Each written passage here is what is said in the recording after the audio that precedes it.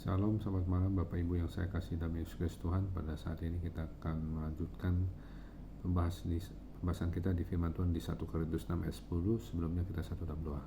Bapa kami yang di surga, Bapa di dalam nama Tuhan Yesus Kristus, Roh Kudus, Engkau terus menyertai kami, Engkau terus memimpin kami, Engkau terus memimpin kami dengan kehidupan, dengan perlindungan dan rahmat Tuhan. Terima kasih Tuhan, Engkau terus menyelamatkan kami dari roh jahat, roh kematian, setiap kita apapun kuasa kami patang kuasa dengan darah Yesus Kristus Tuhan.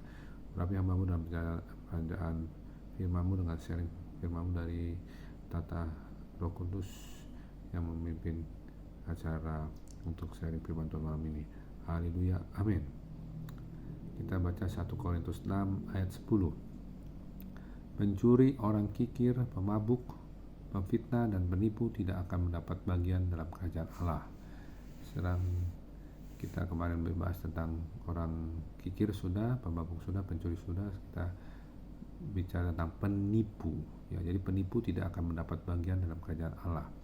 Jadi ini memang sangat-sangat banyak sekali yang kita bisa temukan hal-hal yang berhubungan dengan penipu ya, dalam kita melakukan diskusi-diskusi atau melakukan transaksi jual beli, atau dalam telepon misalnya tanya sudah di mana, on the way, padahal masih di rumah.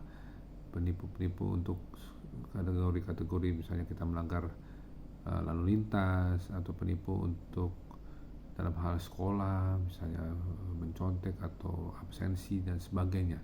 Karena penipu ini bisa mengandung arti bahwa tidak akan mendapat bagian dalam kerajaan Allah.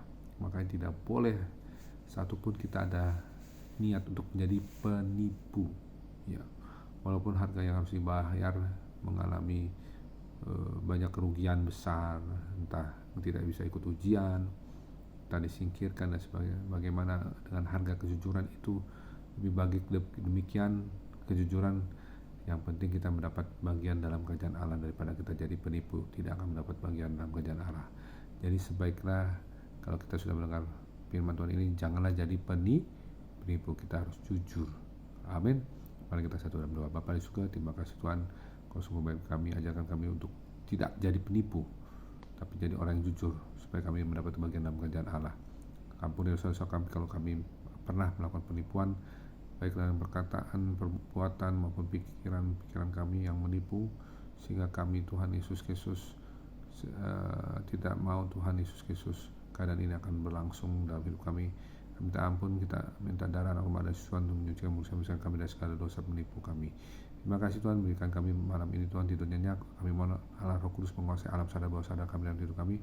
Roh kematian, roh mimpi buruk, roh santet kuda-guna, roh malaikat mengambil nyawa, malaikat maut dipatahkan kuasa dengan darah Allah dari susuan di dalam nama Tuhan Yesus Kristus Tuhan. Terima kasih Tuhan, panggil kami dengan tembok berapi Tuhan, api Roh Kudus dengan darah Yesus Kristus mengalir.